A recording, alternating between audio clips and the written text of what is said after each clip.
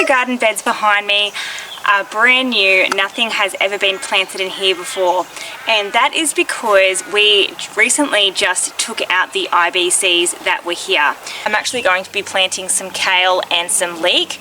Not sure how they're going to go being planted together. Apparently they do well because the leek is a good companion plant for the kale, and it helps to stop some of the pests that usually like to attack the kale. So I'm going to give it a go anyway, and I'll keep you all updated with how they go and if they work well together, you know, the pros and cons of growing them together.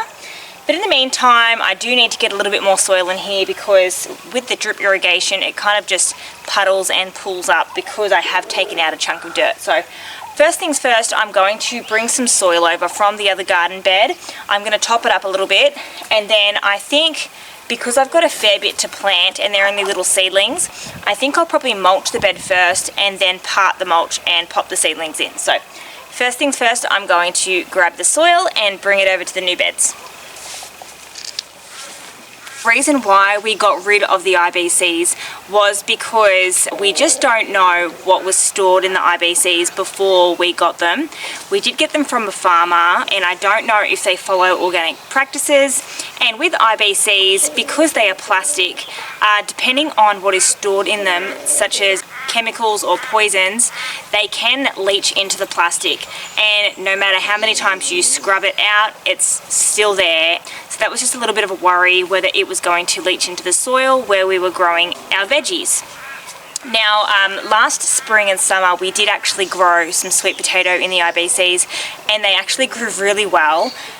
But I don't think we're going to eat the sweet potato just because we're just not sure whether there might be any long-term effects. One thing that I'm a little bit cautious about that was in the IBCs possibly was glyphosate, which is the main ingredient in Roundup. Farmers use it to kill the weeds in their paddocks before they plant their crops. The variety of kale that we're planting is called Early Hanover. I've planted them in soil blocks, and I've put 2 or 3 seeds per soil block. So there's quite a few here. I think I might just plant the whole soil block and then just snip off the 1 or 2 seedlings that I don't want to keep. I won't pull them out because the whole purpose of using soil blocks is to interfere with the roots as minimal as possible. So I will just snip off with my fingers the seedlings that I don't want to keep. That will leave one seedling to grow big and strong in the garden bed.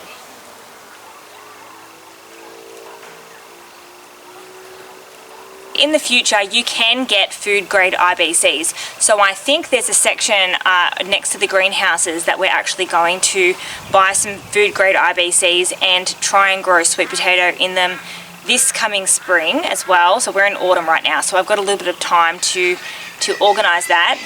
The food grade IBCs are a bit more expensive than the other ones that may have been used for chemicals, or you just don't know. Yeah, so that's going to have to be something that we are slowly working towards for spring. But in the meantime, I'm just not sure about eating the sweet potato. I don't think we will, but that's okay. I'm not going to look at it as a waste. It was definitely a learning experience, and that was our first time growing sweet potato on a big scale. So I'm going to look into it positively. There's a bit more light left, not much, but there's a bit more light left of the day. I finished this garden bed here. I managed to get the kale in, I got the leek in, the soil's in and the mulch, irrigation's back in. I'll give a crack at this one and I'll see how I go. It's supposed to rain tomorrow, so if I can get it done today, they'll get a good water in tomorrow.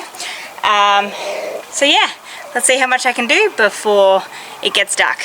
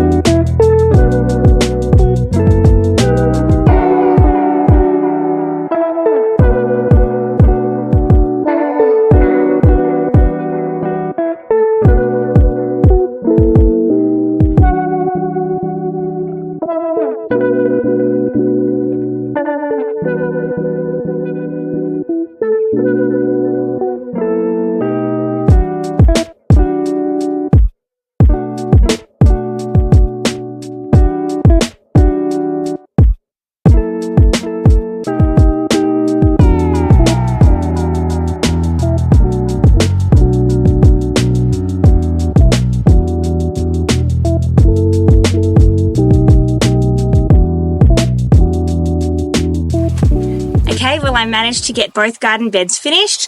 I've got the soil in, although it's not much soil, hopefully it helps. I've got it mulched, the irrigation's back in, and then I've planted the kale and the leek seedlings in both garden beds. I actually managed to fit quite a few more leek seedlings than what I thought, so hopefully they're spaced far enough away from the kale that it doesn't interfere and that nothing gets crowded out, but I guess we'll see as they get bigger. I planted the leek about 15 centimetres apart, and the kale is about 60 centimetres apart with a leek in between, so I guess we'll see how it goes. I'll keep you all updated. I hope you enjoyed this video and you found it helpful and hopefully encouraging for you to get out into your gardens. If you did, please make sure that you give it a like, a share and subscribe, as that's going to help my channel out a lot. In the meantime, I hope you all can get out into your gardens, plant some seeds, plant some plants, grow some food, and be a bit more self-sufficient. But until then, I'll see you next time. Bye.